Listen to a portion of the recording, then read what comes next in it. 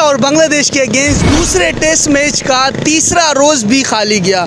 India और बांग्लादेश के against दूसरे टेस्ट मैच का तीसरा दिन जो आज बारिश की नज़र हुआ, ये बात सब जानते हैं, लेकिन एक और बात है जो कोई नहीं जानता।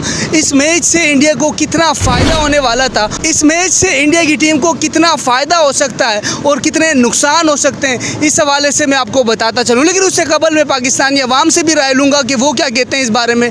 लेकिन उससे कबल अगर आपने अभी तक हमारे यूट्यूब चैनल को सब्सक्राइब नहीं किया तो अभी सब्सक्राइब करें और साथ में लगे बेल आइकन को भी ज़रूर प्रेस करें ताकि हमारी नई आने वाली वीडियोस आप तक बर वक्त पहुँचती रहे। अगर आप पॉइंट्स टेबल पर देखें तो अभी तो इंडिया टॉप पर नज़र आ रही है, लेकिन अगर ये मैच कहीं ना कहीं ड्रॉ होता है तो इससे थोड़ा ट्रबल हो सकता है, इंडिया को थोड़ी मुश्किल हो सकती है फाइनल की रिसाई तक, क्योंकि वहाँ पे श्रीलंका जो है वो कंसिस्टेंटली मैचेस जीत रही है और जिसकी वजह से प्रेशर थोड़ा इंडिया की तरफ आ रहा है। और आपको पता है कि ऑस्ट्रेलिया भी लाइन में लगी हुई है, तो इस वक्त जो ये तीन टीमों के दरमियान मुकाबला चल रहा है तो इंडिया के लिए ये एक इंडिया के पॉइंट ऑफ व्यू से हम देखें तो इंडिया एक स्ट्रॉन्ग टीम है और ये इंडिया के लिए एक ईजी मैच है। तो इंडिया अगर ये मैच कहीं से अगर ड्रॉ होता है तो मैं समझता हूँ कि इंडिया के लिए थोड़ा सा ख़तरा। आप ये नहीं कह सकते कि इंडिया में इतनी कैपेबिलिटी है नहीं कि वो ऑस्ट्रेलिया जैसी टीमों को ना हरा सके, लेकिन एक चांस ये है कि इंडिया के फाइनल के चांसेस कम हो जाएंगे। जिस तरह से आपने बात की कि इंडिया पे नो डाउट इंडिया अगर ये मैच जीते या ना जीते वो फाइनल में जाएगी, ये बात कंफर्म है। लेकिन आगे अगर हम देखें श्रीलंका जिस तरह से मैचेस जीत रही है, या दूसरी तरफ अगर हम देखें ऑस्ट्रेलिया 62 पॉइंट के साथ पॉइंट्स टेबल पे खड़ी हुई है और इंडिया के पॉइंट्स दोनों से ज़्यादा है, मतलब 71 पॉइंट पर वो स्टे कर रहे हैं इस पॉइंट्स टेबल पर। तो अगर हम देखें चांसेस तो इंडिया के काफ़ी ज़्यादा है, लेकिन जहाँ श्रीलंका की टीम परफॉर्मेंस दे रही है, जिस तरह से ऑस्ट्रेलिया परफॉर्मेंस दे रही है, उससे इंडिया को कोई ख़तरा नहीं है। लेकिन अगर हम देखें जो मैच इंडिया की टीम आसानी से जीत सकती है, आज अगर इस मैच की बात करें, अगर इस मैच में यानी कि बांग्लादेश को फ्री पॉइंट्स मिल रहे हैं तो वो नहीं मिलने चाहिए, सब ये सोच रहे हैं। आप इस हवाले से क्या कहते हैं, क्या इंडिया को कौन सी स्ट्रेटजी अपनानी चाहिए? अगर कल बारिश नहीं होती और इंडिया को मौका मिलता है मैच जीतने का, तो कौन सी स्ट्रेटजी आप समझते हैं कि इंडिया को अपनानी चाहिए? देखिए, पहले तो अगर इंडिया को ये कोशिश करनी चाहिए कि कल बारिश ना हो। मैं चाहता हूँ कि इंडिया 2-0 से विन करे।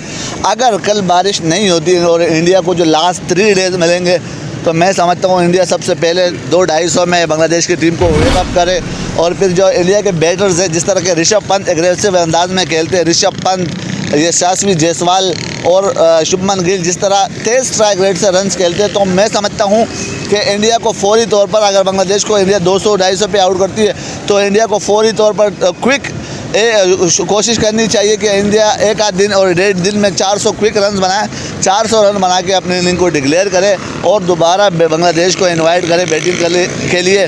और कोशिश करे कि अगर बांग्लादेश को 50-60 ओवर भी मिलते हैं या 70 ओवर भी मिलते हैं लास्ट डे पे, तो तब भी जाके कोशिश करें कि एग्रेसिव जिस तरह की भारत की बॉलिंग है, इंडिया की जिस तरह की बॉलिंग स्ट्रॉन्ग है, जिस तरह के बुमराह हैं, सिराज है, आकाशदीप है, जिस तरह की स्ट्रॉन्ग बॉलिंग है, तो उनको चाहिए कि अपनी बॉलिंग से बांग्लादेश को जल्दी आउट करके इस मैच को जीतने की कोशिश करें ताकि उनके पास एक रिज़ल्ट आ सके, क्योंकि इंडिया के लिए मस्ट विन मैच है।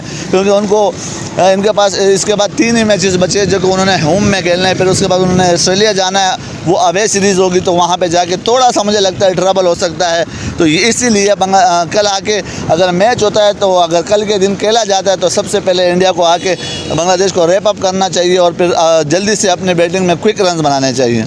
अगर हम देखें तीसरे या चौथे दिन की अगर हम बात करें तो आई थिंक पिच भी बॉलिंग साइड का ज़्यादा साथ देती है, तो बॉलर्स के लिए भी आसान हो जाएगा अगर इंडिया की टीम पहले बॉलिंग करती है। कल आकर इंडिया की टीम बॉलिंग करती है और बैटिंग जल्दी से क्विक स्कोर करती है, जिस तरह से आपने कहा कि 400 रन अगर इंडिया की टीम बना लेती है तो आई थिंक उसको विकेट लेना दोबारा से आसान हो जाए, क्योंकि चौथे और 5वें दिन बारिश भी ज़्यादा हुई है तो बॉल काफ़ी टर्न मिलेगी बॉलर्स को। इस हवाले से अगर आप थोड़ा सा एक्सप्लेन करके बताएं।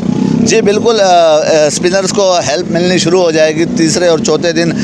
तो मैं समझता हूँ कि इंडिया पहले तो सबसे पहले इंडिया ये काम करे कि बांग्लादेश को जल्दी आउट करे और फिर आके कल से अगर इंडिया की बैटिंग कल स्टार्ट हो जाती है तो मतलब चौथे दिन के 30 तक या लास्ट के 5-10 ओवर बांग्लादेश को खेलने दे और फिर लास्ट में अगर बांग्लादेश को आखिरी दिन भी मौका मिलता है तो अगर मैं क्या कहता हूँ, अगर सेकंड बैटिंग में भी इंडिया को 50-60 ओवर उनको खिलाने पड़ जाएं तो उसमें भी इंडिया मैच जीत सकता है। लेकिन शर्त ये है कि ये 3 दिन मुकम्मल हो। बाकी इंडिया के पास वो कैपेबिलिटी है, वो सलाहियत है, उनके बैटर्स जो हैं वो तेज़ रन्स बना सकते हैं और बांग्लादेश को दूसरी दफ़ा आउट करना उनके लिए कोई मुश्किल बात नहीं होगी।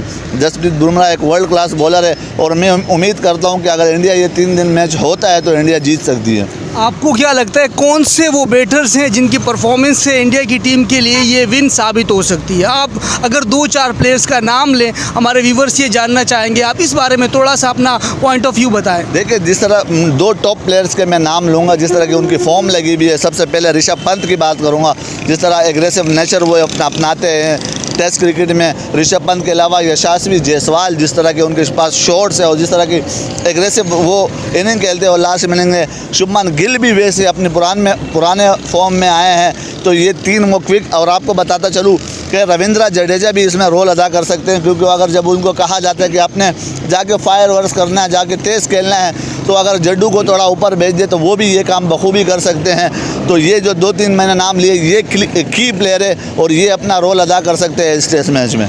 तो नाज़रीन, जैसे कि आपने देखा, अब अगर इंडिया को मैच जीतना है तो इंडियन प्लेयर्स को ख़ासतौर पर ऋषभ पंत और यशस्वी जायसवाल हो गए, अगर हम बात करें जिस तरह से लास्ट इनिंग की थी जडेजा ने और अश्विन ने जिस तरह की परफॉर्मेंस दिखाई थी, तो इन प्लेयर्स को अपना रोल अदा करना होगा, तब ही इंडिया का जीतना पॉसिबल हो सकता है। मैं आपकी बात काट रहा हूँ, तो मैंने एक नाम सबसे बड़ा नाम, ये मेरी गलती है कि मैं उस प्लेयर का नाम लेना भूल गया। तो सबसे जो बड़े प्लेयर है रोहित शर्मा, तो उनको सबसे बेहतरीन रोल है उनका ये कि रोहित शर्मा जैसे प्लेयर इस रोल को बखूबी अदा कर सकते हैं। आपको देखने को मिल सकता है कि रोहित शर्मा इस टेस्ट को T20 में तब्दील कर सकते हैं।